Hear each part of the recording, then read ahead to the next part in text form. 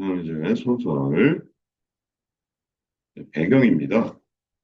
그래서 소설 구성의 3요소에 뭐가 있었죠, 엄마? 소설 구성의 3요소, 인물, 사건, 배경입니다. 뭐, 제일 중요한 건 이 세 가지 중에 뭐라고 그랬어요? 사건이 제일 중요하고요. 사건을 일으키는 주체가 배경이겠죠. 사건이 일으키는 주체가 뭐다? 인물일 것이고, 사건이 일어나는 뭐 시간적, 공간적 위치가 뭐다? 배경이다. 이거는 뭐 되게 자세할 건 알 건 없고요. 뭐 일단 배경에서 제일 많이 나오는 게 이런 거. 네? 역사적, 시대적 상, 사회적 배경. 네?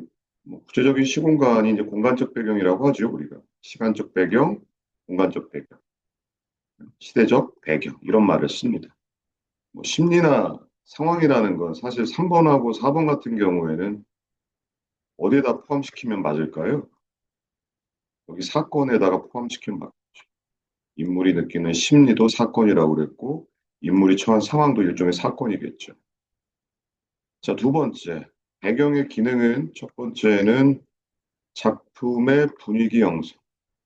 뭐, 예를 들면 뭔지 알겠죠? 뭐, 주관적 위치가 시골이냐, 도시냐에 따라도 달라지고, 시대가 뭐, 옛날이냐, 현대냐에 따라도 달라지겠죠.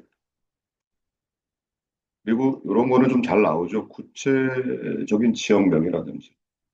구체적인 시간적 배경, 그리고 뭐 역사 속에 실제 있었던 사건을 소설에서 제시하면 허구의 문학이지만 마치 일어났었던 일 같은 무슨성, 사실성이 높아지. 그리고 이런 것들은 사실 뭐 예, 이런 것들은 별건 없는 겁니다. 그냥 눈으로 한번 보시고요. 사건의 방향을 암시하는. 그다음에 서술자 이거는 굉장히 중요하죠. 소설에서 말하는 사람이 뭐라면 화자라고 한다면 소설에서 말하는 사람은 시에서 말하는 사람이 누구라면 화자라고 한다면 소설에서는 화자에 대응되는 게 누구다? 서술자. 사실은 시점이라는 말 자체가 시각이잖아요. 시점은 사실 이겁니다. 서술자가 사건을 바라보는 위치예요.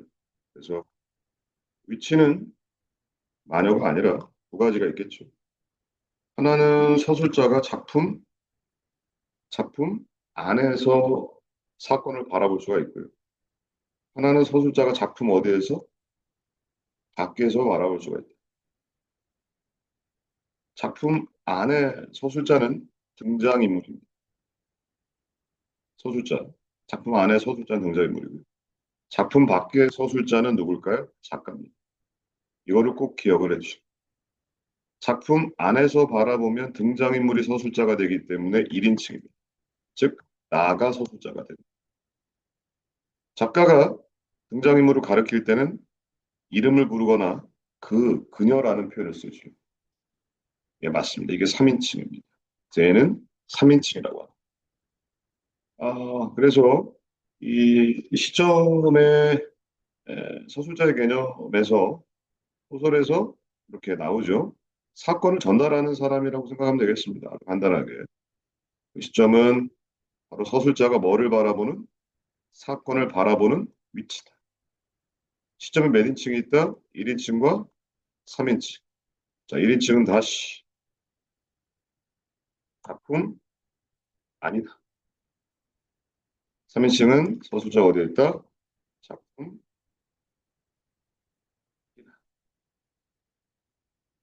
음.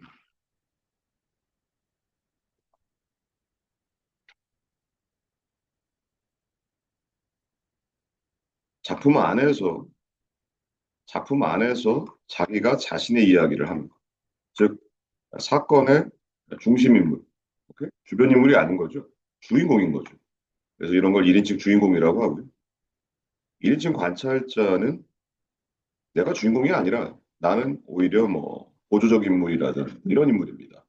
내가 관찰자, 그럼 관찰자라는 것, 말 그대로 주인공을 관찰한다. 내진 등장인물을 관찰한다는데 관찰할 때는 어떻게 한다? 등장 인물의 대화, 행동, 이런 것들을 어떻게 제시한다? 보이는 대로. 극적 제시. 이거 이해하세요? 대화와 행동 외양 묘사를 통해서 감정 빼고 극적으로 드라마틱하게 보여주는 겁니다. 이게 관찰의 핵심이다. 이게 작가로 바뀌면 역시 작가 관찰자가 되죠. 예.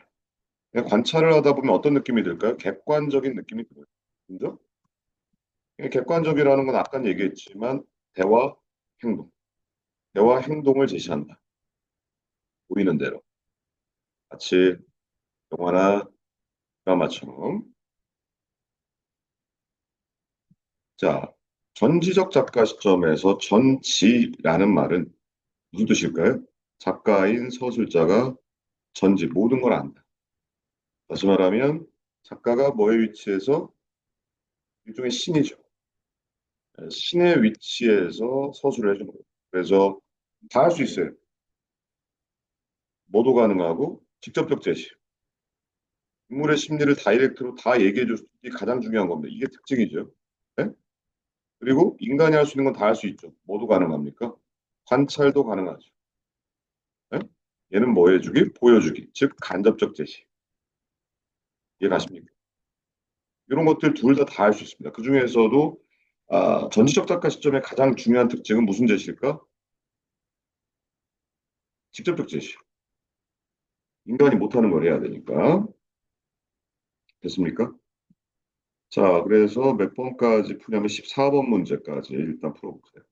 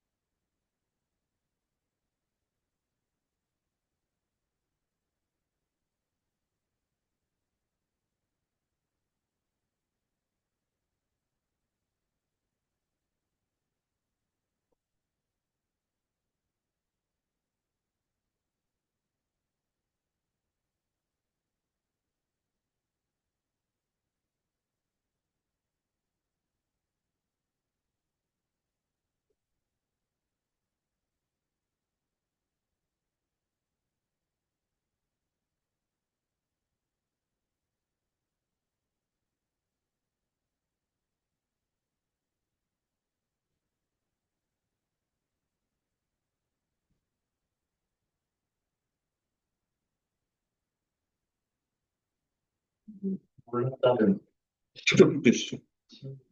그렇죠. 직접적 제시죠. 심리죠, 당연히.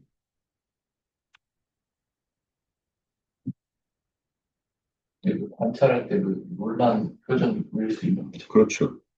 관찰할 때는 뭐 눈을 커다랗게 떴다라든지. 예?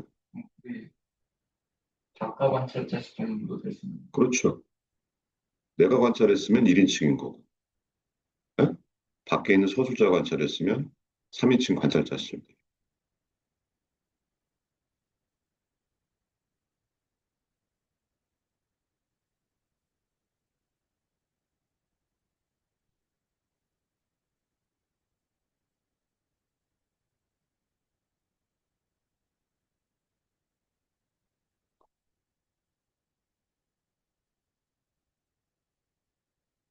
다시요? 자, 1번 뭐죠? 맞습니다. 2번은요, 뭐죠? 직접적이 잘못된 거죠. 3번에서는 맞습니다. 예, 1번이 1인칭 주인공 시점. 2번은요, 맞습니다. 전지적 작가 시점. 3번은요, 자, 그럼 14번의 시점 뭘까요?를 물어보는 거죠, 지금. 뭘까요? 작가 관찰자가 아니에요. 이게 놀랐다가 나왔죠. 관찰은 절대 이렇게 안 돼요. 이건 직접적 제시가 가능한. 그럼 이거는 3인칭 원작식입니다. 예? 이해 가세요? 관찰자는 이렇게 인물의 심리를 몰라요. 예? 네, 이거예요. 이게 먼저. 이거는 알아둬야죠. 제가 했죠? 이게 중요한 특징이라고. 이게 중요한 특징, 직접적 제시.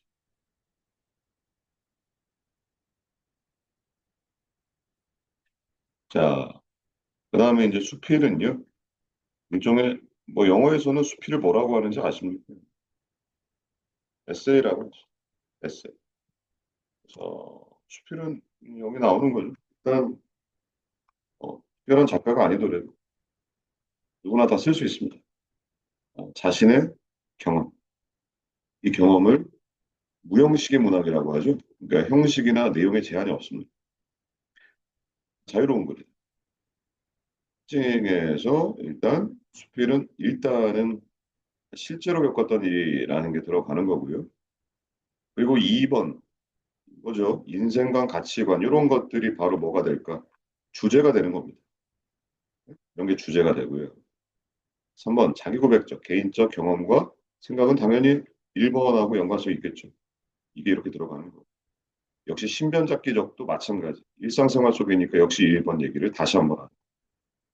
전문, 자유롭다, 비전문적이다, 뭐 교훈적 이거는 뭐 글 나름인 겁니다. 뭐 이 정도로 잡아주시고.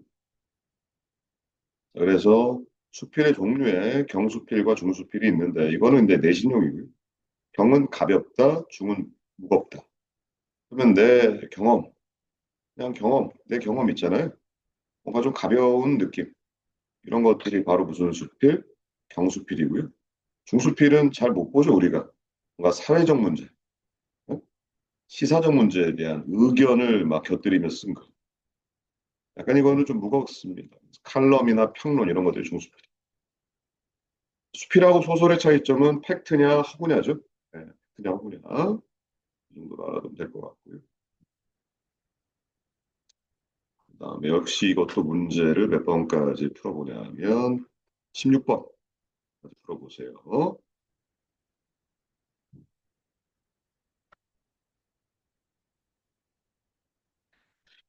음,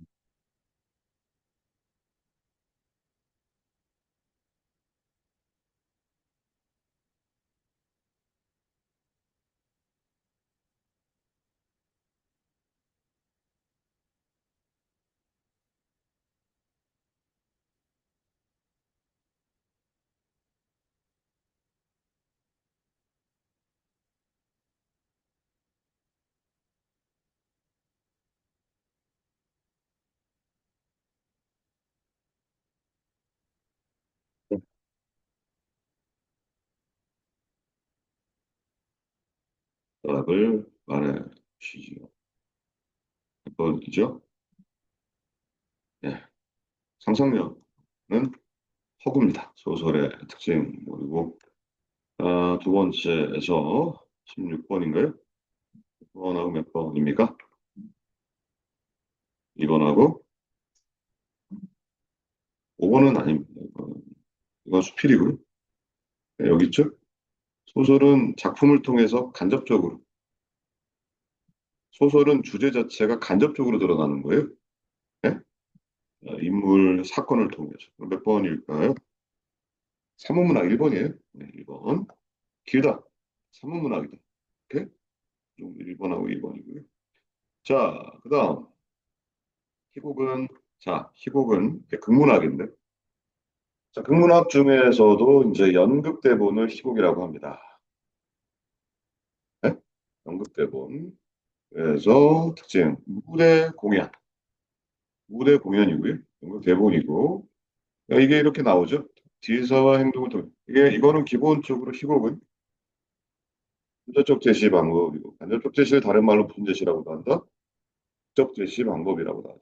그래서 어쨌든 대화와 행동, 대사와 행동을 통해서 인물의 뭐라, 성격 이런 것들 파악해야 됩니다. 사건까지 또 이런 식으로. 아?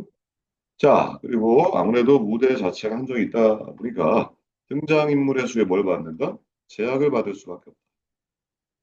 그리고 연극은 우리가 눈으로 보는 그 현장에서 일어나잖아요. 현장 제시죠. 그러니까 당연히 생동감과 현장감 이런 것들이 들어. 구성단은 몇막 몇 장 들어봤을 겁니다. 몇막 몇 장. 뭐 이거는 개념적으로 알아요. 구성 요소에서 일단 인물들끼리 주고받는 말을 뭐라고 한다? 대화. 등장인물이 혼자서 하는 말을 뭐라고 한다? 독백. 방백은 뭐다? 관객에게만 들리는 척하는 겁니다. 이게 뭘까요? 인물의 마음속 생각. 인물의 마음속 생각을 방백이라고 해요. 이거는 딱 이제 연극 보다 보면 눈치를 까죠.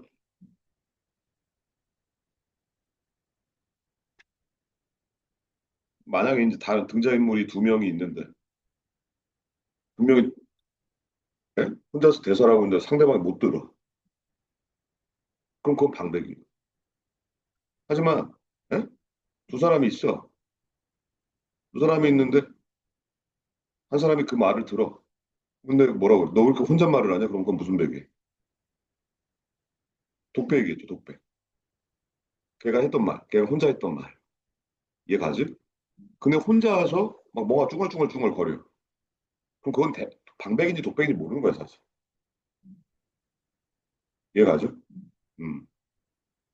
이거는 이제 등장인물이, 방백 같은 경우에는 등장인물이 있다라는 걸 전제로 가능한 거죠. 방백. 자, 그리고 시나리오는 뭐다? 영화 대본입니다. 영화 대본. 그래서 우리 내신에서는 희곡과 시나리오 이렇게 예? 다시 말하면 연극과 영화 내지는 드라마 비교하는 가끔 개념적으로 드라마 비교하는 개념이 나옵니다. 아무래도 영화 드라마는 좀 자유롭지 않습니까? 자유롭죠. 카메라에 담을 수 있는 게 엄청 많은 뭐 시간 제약은 별로 없고요. 요거는 공연이 아니라 상영입니다. 그래서 영화 드라마 대본을 얘기하는 거고 특징은 일단 이건 공통점입니다. 대사와 행동을 통해 사건이 전개돼요. 다시 말하면 주로 간접적 제시, 극적 제시 방법이 활용된다는 건 공통적으로 볼 수 있습니다. 그리고 장면, 이게 바로 이제 장면 보는, 장면을 단위로 한다. 그 다음에 이게 이제 차이점이죠. 이런 것들이 제약을 거의 받지 않죠. 요즘에는 뭐 특수 촬영이라든지 이런 기법들이 많이 발전이 됐기 때문에 그래서 여기 구성 요소 보시면 좀 보이죠? 해설 들어가고요. 장면 번호 이게 중요해요. S샵, 씬 넘버라고 합니다. 씬 넘버.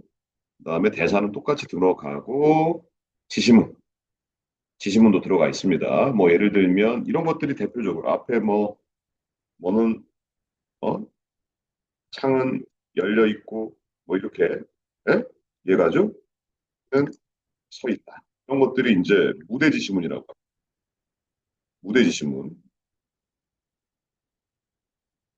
그리고 여기에서 현이 이제 가로 열고 이렇게 대사를 치는 거예요. 예? 예? 문을 열면 이렇게 나와 있어. 이렇게 가로 열고 나오는 걸 이거 무슨 지시문? 동작 지시문이라고 그래요. 지시문? 동작 지시문. 이런 것들도 알아둬야 됩니다. 무대 지시문, 동작 지시문. 이거 두 가지만 알면 돼요. 예? 음. 그다음에 요거는 좀 알아둬야죠. 요 이라는 개념. 요게 바로 뭐다? 이펙트. 이펙트. 이펙트가 뭡니까? 효과음, 소리입니다. FI, FO 요런 건 반대말인데 인과 아웃이에요. 뭐가 들어오고 나가요. 빛이 들어오고 빛이 나간다. 화면이 점점 밝아지는 걸 F. 화면이 점점 어두워지는 걸 F. 그러니까 밤에서 아침으로 바뀔 때는 페이드 인, 거꾸로는 페이드 아웃, 뭐 이런 거. 오버랩은 이제 장면과 장면이 겹쳐지는 겁니다. 장면과 장면이 겹쳐지면서 서서히 바뀐다 이거죠. 네? 장면 바뀔 때. See you는 편의점이죠. 편의점. See you. Close up. 장면을 뭐 하는 거다?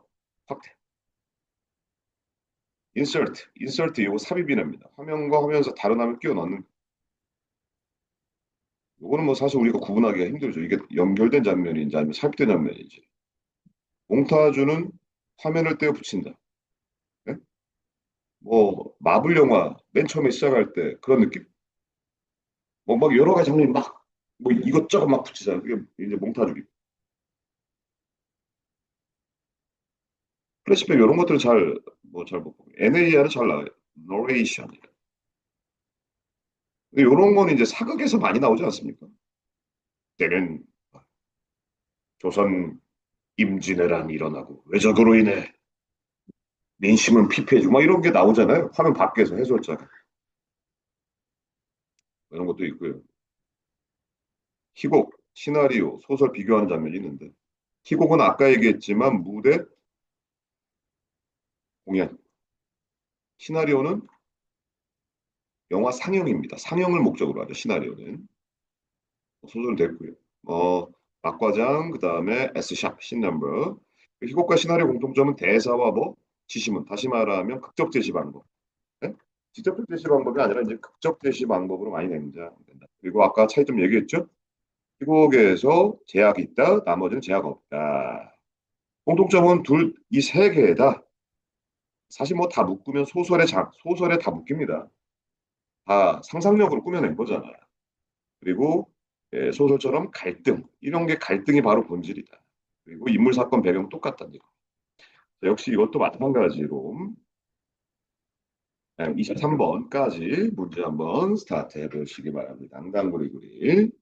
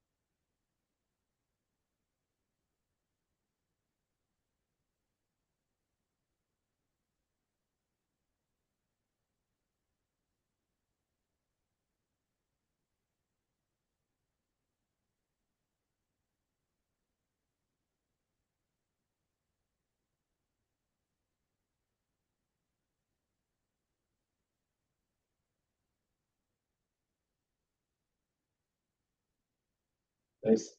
네, 보죠. 자, 첫 번째 뭐죠? 1번? 아, 1번이 아니죠. 1번. 어디부터죠? 1번. 예, 예, 예, 예, 예. 17번이죠? 연극, 영화. 그다음에 18번에 뭐죠? 1번, 2번, 3번, 4번, 4번으로 가나? 19번은 뭐죠? X죠. 이거는 소설입니다. 네? 자, 그 다음에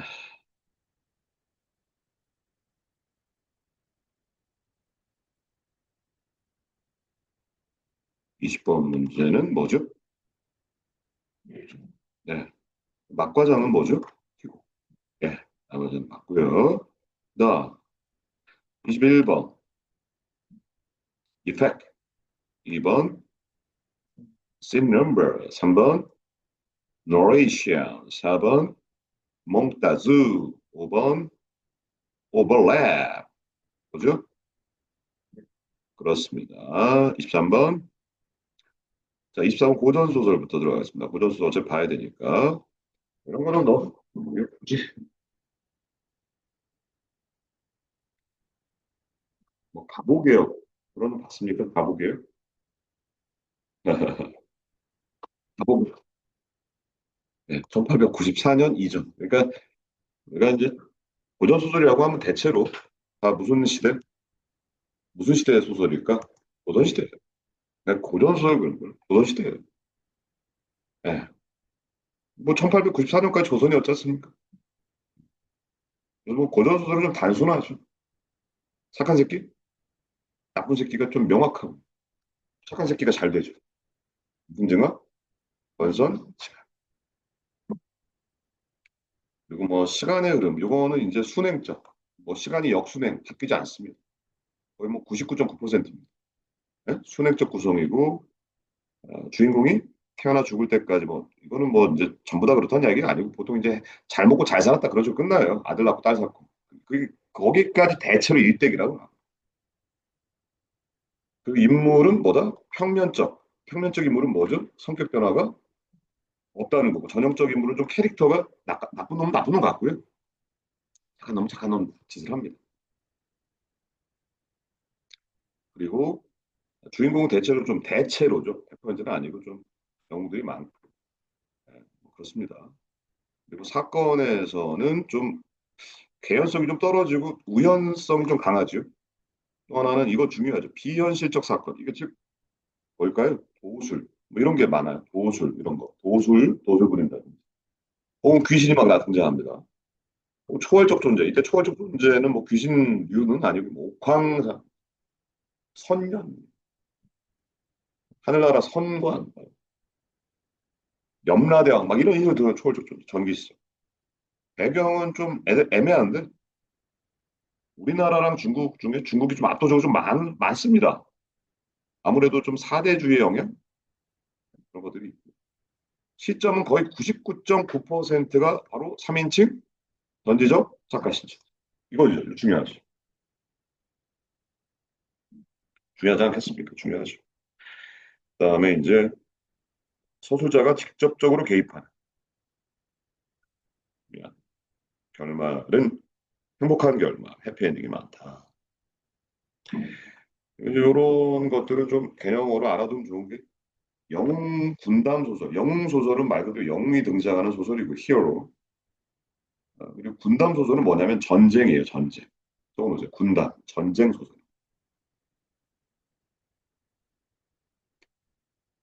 그리고 애정 소설의 다른 말이 뭐다? 염정 소설. 이것도 많죠. 맞습니다. 그다음에 가족사, 가정내에서 일어나는 가족사의 갈등들을 다루는 소설을 가정소설. 사회소설 같은 경우에는 뭐 홍길동전이 대표적이죠. 홍길동전, 뭐 적서차별제도 뭐 이런 것들을 다루면서 주제를 좀 심화시킵니다. 풍자소설은 비판입니다. 비판. 사회 비판이 많습니다. 사회 비판, 비판. 풍자는 비판이다. 우화소설은 동물 얘기 있죠? 대표적으로 토끼전 이런 거, 장기전, 뭐 서동지전, 쥐와 다람쥐. 몽자류 소설은 꿈 얘기가 나옵니다. 그래서 보통 꿈을 꾸고 다시 현실로 돌아오는 거. 그래서 몽자가 많이 붙습니다. 대표적으로 구운몽, 옥루몽은 필수 작품. 판소리계 소설은 무슨 뜻일까요? 판소리가 먼저 나오고 그 다음에 소설이 나옵니다. 네? 토끼전은 판소리에 뭐가 있을까요? 토끼 가가 있고요. 심청전은 판소리에 뭐가 있을까? 심청가가 있습니다. 예? 흥부전은 흥부가가 있고 춘향전은 춘향가가 있다는 얘기입니다. 그래서 근원서가 먼저 있고 판소리가 있고 그 다음에 소설로 등장.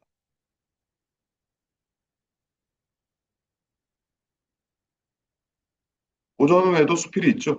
고전 수필 여기 보이시죠? 네, 수필이 있고 별거 없습니다. 네, 수필 주로 사대부들이 창작을 하다가 양반 조선 후기에서는 부녀자와 평민도 있었다. 수필의 기본적인 건 똑같아요. 체험, 사실에 대한 느낌 똑같습니다. 네? 자, 여기까지 해서 풀어보세요. 29번까지.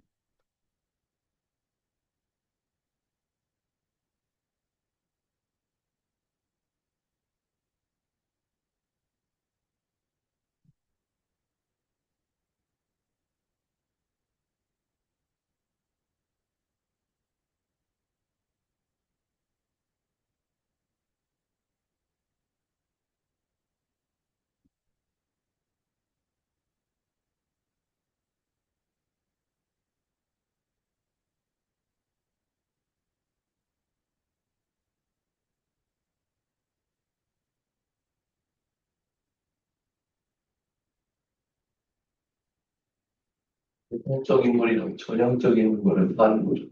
근데 했잖아요. 전형적 인물은 한 가지의 특징이라면 개성적 인물은 뭔가 복합적인 성격. 고전 소설에서는 거의 전형적 인물이죠. 네?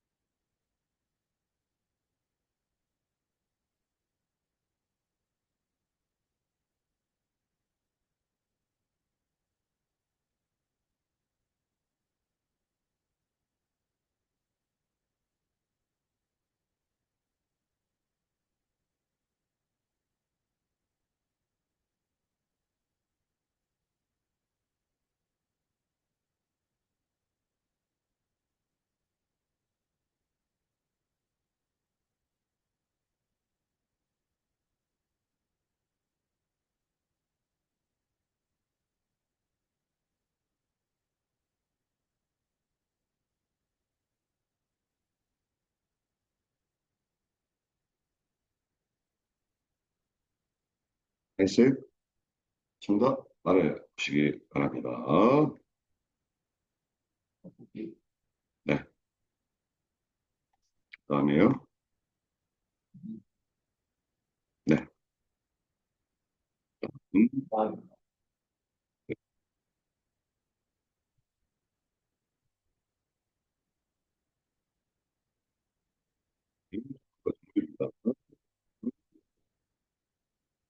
습니다 자, 이 정도로 하고요. 자, 그래 첫 번째 사씨 남정. 요게 대표적인 여러분 혹시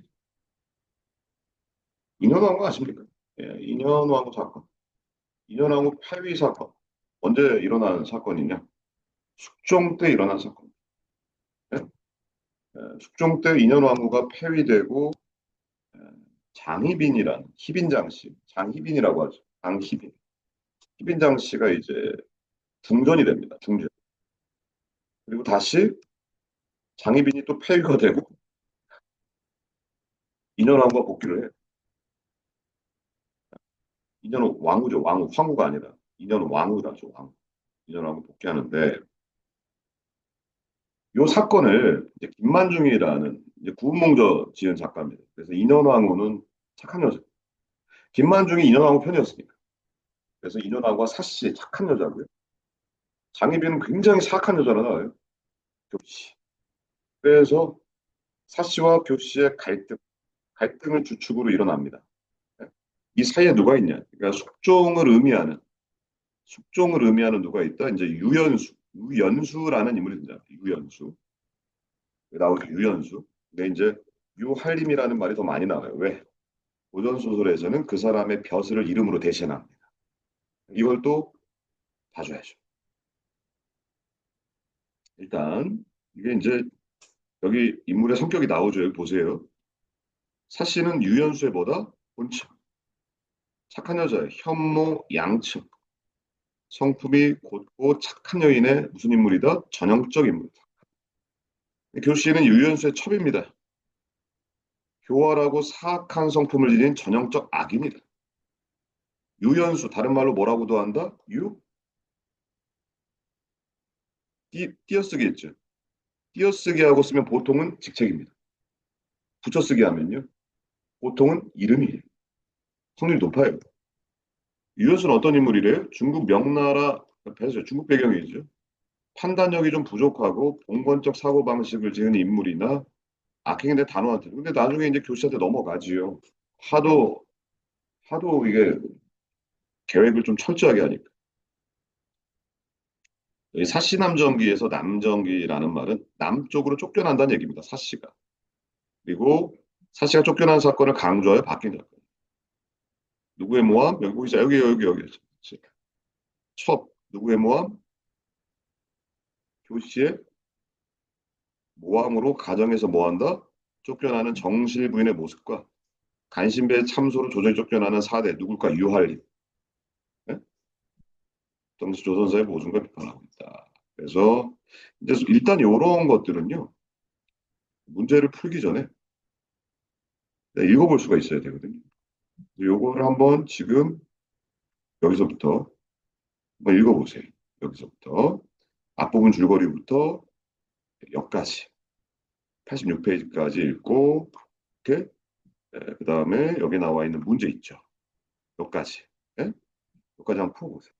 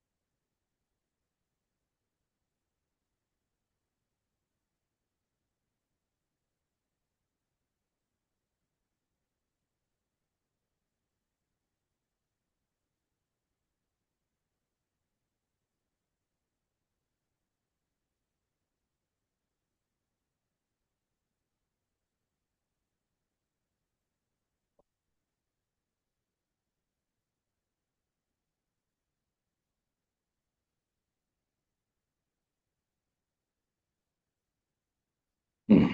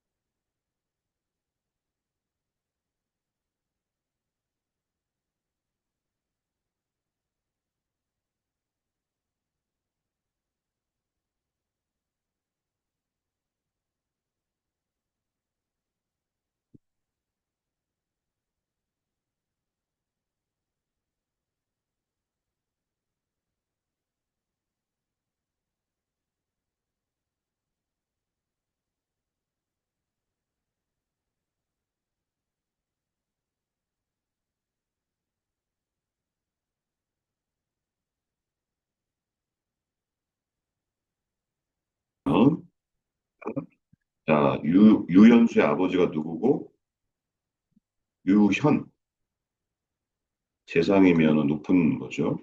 본명은 뭐, 유현수. 그리고 주인공 누구? 사씨. 예, 이름은 몰라요. 그냥 성이 산 거예요. 김씨, 이씨, 뿐이라. 근데, 어, 유희가 왜 나와? 유희가 병에 걸려 세상을 떠나고, 유알림은, 잠깐만, 왜, 이름이 바뀌지? 유희인가 유현? 이거 아버지가 돌아가신 건데 왜 이름이 달라져? 어쨌든, 3년상 지난 후에 관직에 나가. 그러다가 누구의 눈밖에? 얘가 이제 반동입니다. 벼슬이 오르지 않아요. 그리고 이제 한림 부부는 누구죠? 유한림과 사씨. 혼인한 지 몇 년 됐대? 10년. 근데 뭐가 없어? 자식이 없어서 뭐 했다 이런 거 밑줄 쳐야지. 이게 몇 인칭? 3인칭? 전지적? 작가 시점의 특징이 이런 파트예요. 그래서 자기 남편한테 뭘 두라고? 초를 두. 근데 대답을 안 합니다. 그래서 사씨가 어떻게 합니까? 아파트에서 사람을 찾죠.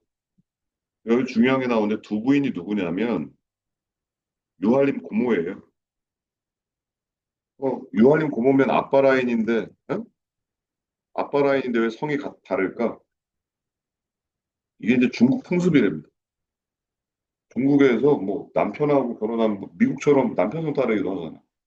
그러니까 원래는 유 씨였는데 남편 성을 따라서 두 씨로 바꾼 거야. 예. 어쨌든 그 말을 듣고 몫이 놀라 밑줄 치고 아니에요. 두 부인은 유한림 고모예요. 그러니까 아빠, 유한림의 아버지, 뭐, 예, 그쪽 라인인 겁니다. 야, 말려요. 너 촉구한다며? 말립니다. 근데 뭐라고 그래요? 야, 두면 안 된다. 예? 환란의 뭐다? 근본이다. 수저가 몇 개 있을 수 없다. 이런 식으로 말리죠. 근데 뭐라고 합니까? 제가 뭘 낳지 못했다. 자녀를 낳지 못한다. 그래서 마땅히 뭐 해야 된다. 쫓겨나야 되는 게 마땅하다. 그러므로 나는 소실, 이때 소실이 첩입니다. 첩을 꺼릴 수가 없다. 야, 이건 뭐다? 다 운명이다. 천수는 운명이죠. 자식 뒤에 나올 수도 있어. 너 너무 근심이 지나치다. 근데 뭐라고 합니까? 저는 체질이 뭐하다? 약하다. 혈기가 벌써 스물 이전과는 다르다. 그리고 월경도 주기가 고르지 않고 저만 홀로 한다고. 하물며 일처일적, 즉 부인 한 명에 첩 한 명은 그냥 당연한 거예요. 그 당시의 풍습이었던 거예요. 사대부들. 하지만 저는 투기가 뭘까? 질투. 질투는 하지 않을 겁니다. 야, 너 내 말 지금 왜 안 따라해? 야, 지금 다 옛 이야기. 중국 고사를 인용하는 겁니다. 문왕, 이런 왕들의 이야기. 그래서 첩들도 원망하는 마음을 품지 않았어. 가령 예를 들죠. 문왕이 여자한테 빠져서 애정을 고르게 하지 못했다. 무슨 뜻일까? 차별을 해. 이해가지? 그럼 원망을 당연히 누군가는 원망했을 거 아니에요. 그리고 내정이 뭡니까? 집안 일은 어지럽지 않을 수 있겠는가? 무슨 뜻이야? 어지러워진다는 얘기죠. 우리가 다르다. 투기하지 않는 것만을 믿는다면 참으로 실속 없는 헛된 명성을 담아다 화를 부른다 이거예요. 말립니다. 외적 갈등 잡아줘야 돼. 무슨 갈등? 외적 갈등을 잡아줘야 돼. 됐습니까? 그리고 두 번째 파트는 같이 한번 읽어보죠. 여기 보실까요? 문제는 쭉쭉 풀고요. 자, 중략 부분 줄거리입니다. 그래서 어떻게 됐다?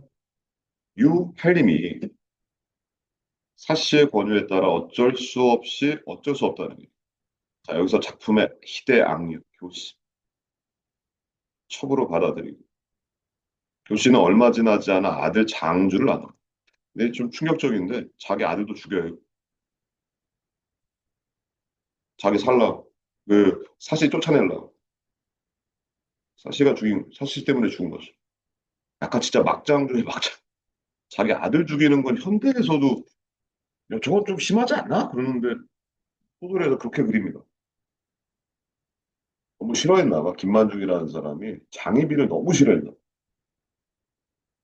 자, 유알님이 조정이 뭡니까? 요즘으로 치면 국회, 행정부, 정부에서 돌아가서. 자, 어디에 들렀어요. 자, 술에 취했습니다. 잠을 이룰 수가 없어. 난간을 의지하고 앉아 있었어. 그때 마침 달빛이 창문에 가득합니다. 누가 등장합니까? 교씨가 등장. 노래를 하라고 청하니까 교씨가 나 뭐 들었어요? 오빠 나 감기 들었어요. 목이 아파요. 살림이 다시 뭐라고 합니까? 어묵으로 좀 타. 그랬더니 아 싫어. 따르려 하자. 살림이 계속 재촉한 거야. 갑자기 교씨가 어떻게 해요? 갑자기 웁니다. 누굴 것 같아? 대충 찍어봐.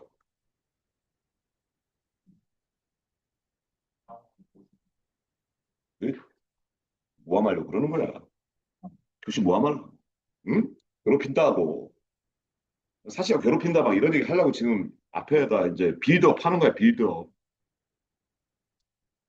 할림이가 무슨 생각이 들어요? 이상한데?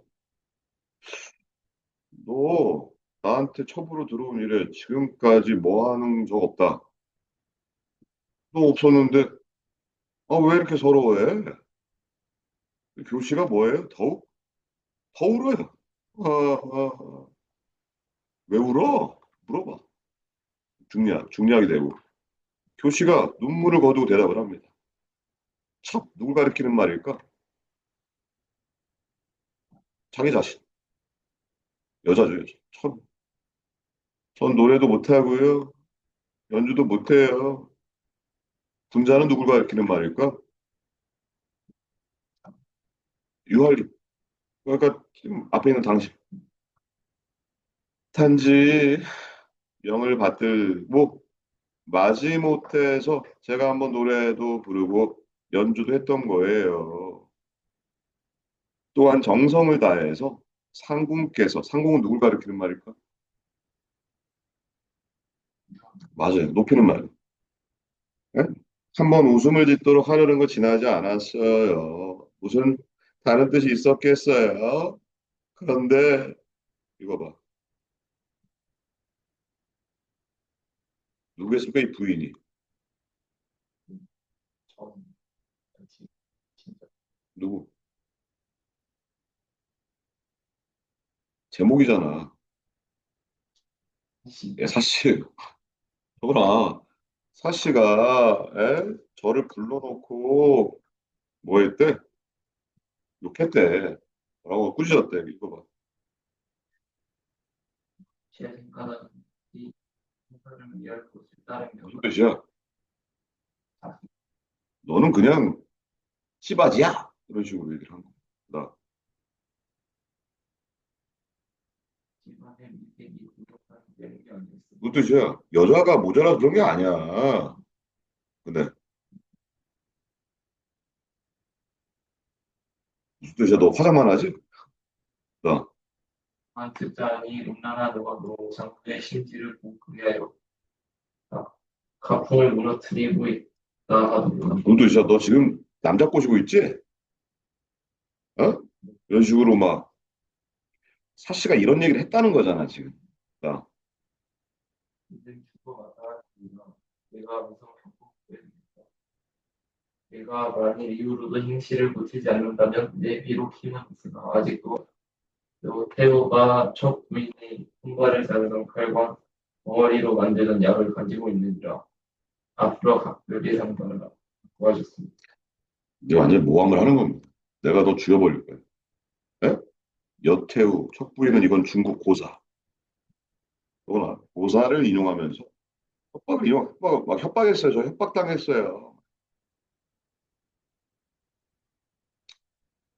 자, 예. 한림이 그 말을 듣고 깜놀한 거예요. 의아하지요. 생각해 봤습니다. 저 사람은 누굴까?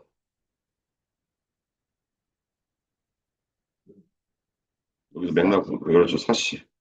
사씨는 평소 투기하지 않는다. 나 질투 안 해요. 이거는 이제 작은 따옴표니까 이건 인물의 심리입니다. 마음속 생각인 거예요. 교씨를 매우 은혜롭게 대하고 있었어. 한 번도 교씨 단점 얘기하는 소리 들어본 적이 없어.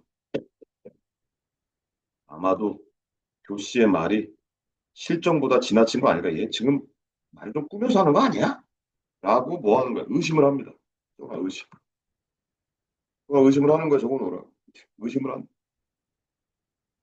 한림이 뭐 합니까? 교씨를 위로합니다. 내가 자네를 취한 것은 본디 누구의 권고? 사씨의 권유다. 또 사씨가 자네에게 해로운 소리 한 적도 없었어. 어?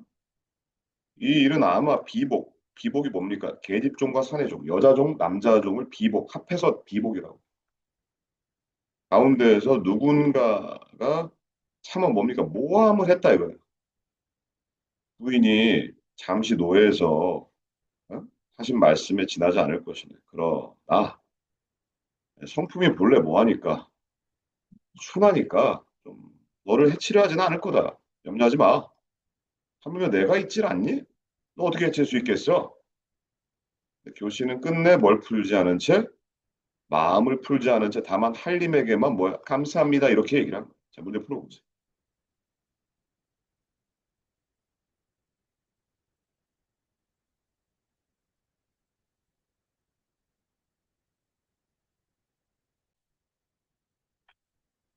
아, 이건 작가 목소리. 작가예요. 옛말에 이르기를 호랑이를 그리는 데는 뼈를 그리기 없고 사람을 사귀는 데는 마음을 하기로 없다. 작가가 갑자기 막 얘기를 합니다. 예? 교시는 얼굴이 유순하고 말씨가 공손하였다. 예? 따라 사씨는 단지 좋은 사람으로 여겼다.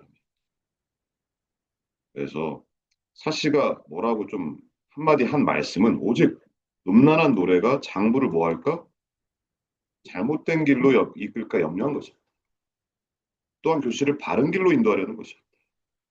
원래는 뭐 하는 마음에서 어떤 교씨를 아끼는 마음에서 한 말이었다. 추호도 시기하는 생각은 없었다. 그런데 교씨는 문득 분한 마음을 품고 교묘한 말로 뭐해서 뒷담화, 참소, 모함을 해서 마침내 밑줄 큰 재앙에 뿌려하죠. 이건 작가 생각인 거예요. 부부와 처첩의 사이는 진정 어려운 관계를 아니할 수 있겠는가? 이것도 누구 목소리지? 한림은 교씨의 관계를 깨닫지 못했다.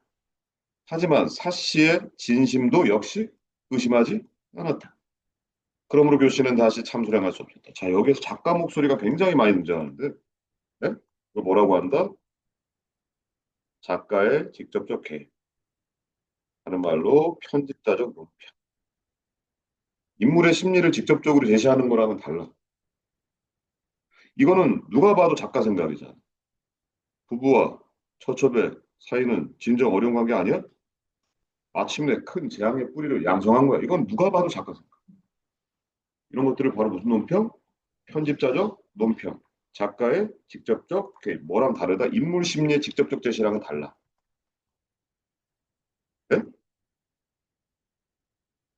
다르. 이게 중요한 거야.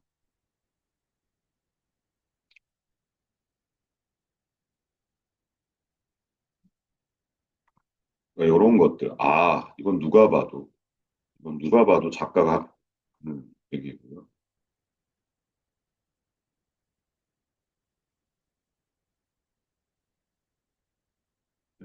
이건 누가 봐도 작가가 하는 얘기. 아부터 여기까지. 그죠?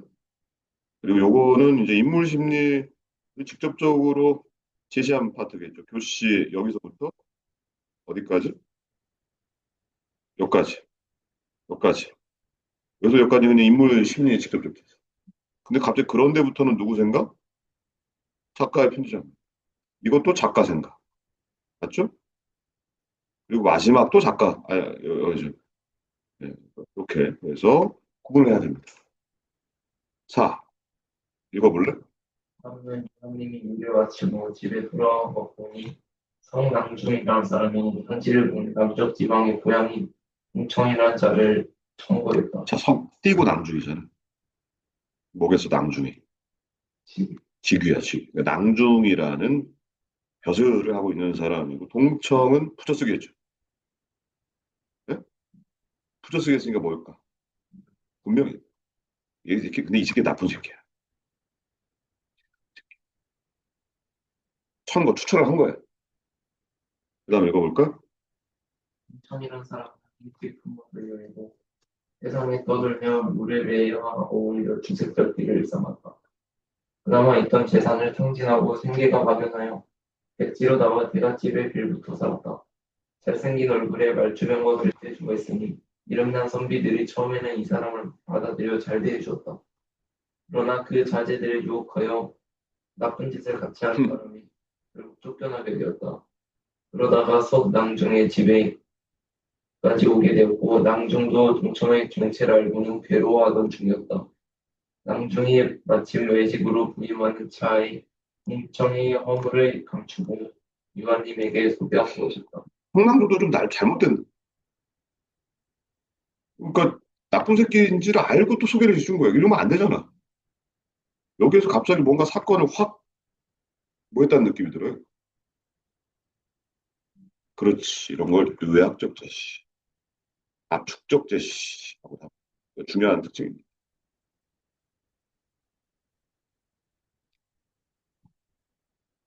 그다음, 유아님은 마침 마땅한 사람을 구하던 차였다. 동청을 만나보니 말하는 것이 흐르는 물 같고 풍무도 반듯하여 흔쾌히 서서히 직분을 맡았다. 요즘 좀 비서, 그냥 뭐 이렇게 정리하는 일을 맡긴 거예요. 동청은 재주가 있고 눈치가 빨라 매사를 한 힘에 뜻대로 챙기니 신임이 두터웠다. 그렇지. 유알님이 믿은 거지. 뒤통수 맞겠죠. 그다음, 이를 본 사씨가 한눈에 왔다. 저리 듣기로 동청은 정직하지 않아 여러 곳에서 배척을 받았다고 합니다. 그러니 머무르게 하지 말고 빨리 내보내소서. 그러니까 이제 사씨가 쫓아내라. 안 좋다. 그다음,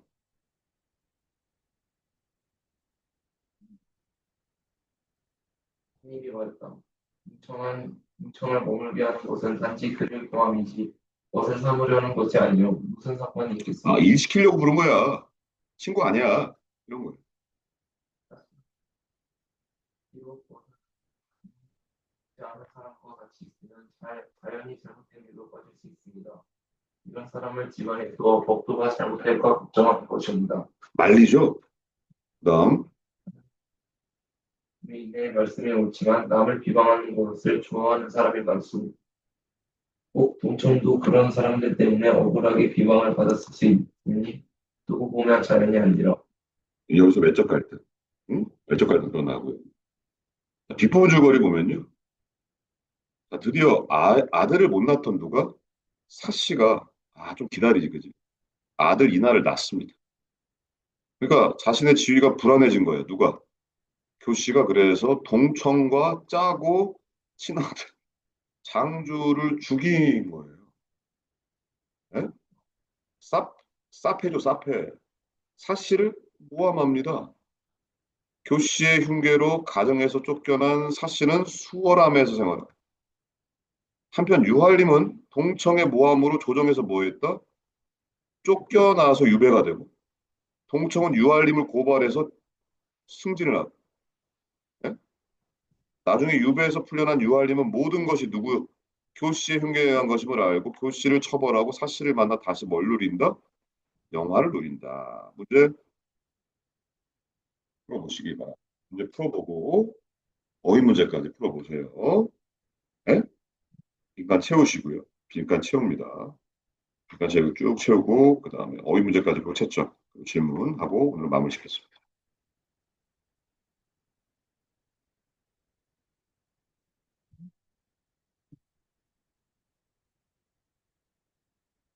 아, 일까요? 1번. 1번의 정답 몇 번이지요? 이거는 아닙니다. 남성 중심의 가부장적 사회예요. 2번은 그죠? 예. 아까 얘기했죠. 전지적 작가 시점은 둘 다 다. 3번의 정답은 맞췄습니까? 4번은 뭐라고 썼습니까?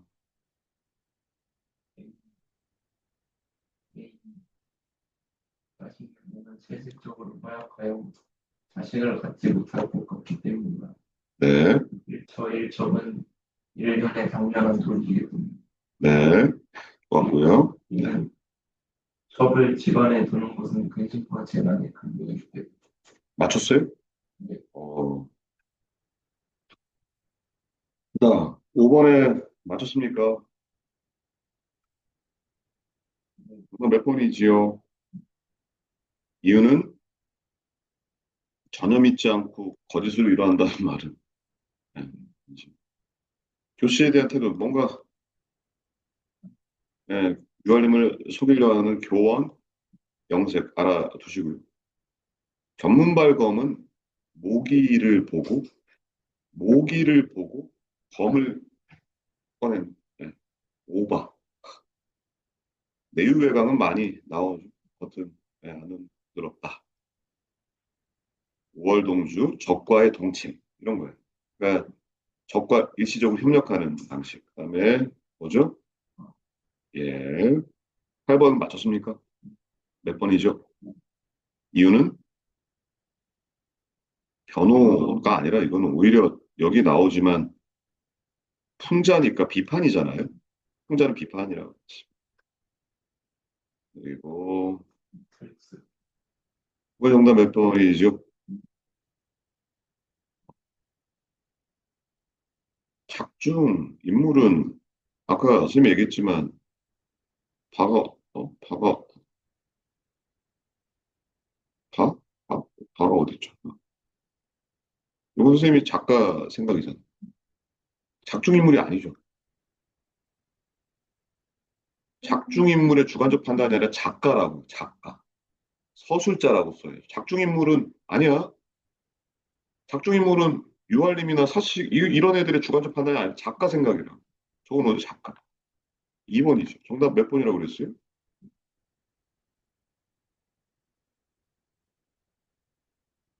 맞죠, 이거는. 여기 나오죠.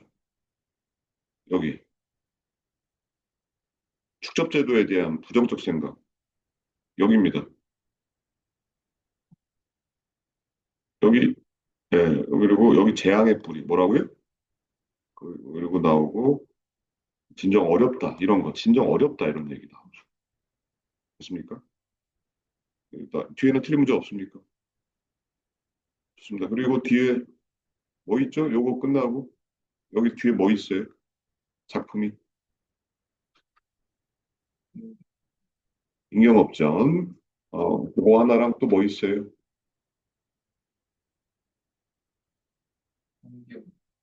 그까지 숙제로 해보세요. 네? 임경업전하고 홍계월전. 오케이? 고생하셨습니다. 할 수 있지? 네? 아, 뭘 해볼게요, 야. 다음 주, 무슨 다음 주인데. 안 하면 간식 사는 겁니다. 상의도 해야지, 이거, 녹화해서 하니까요. 네? 네.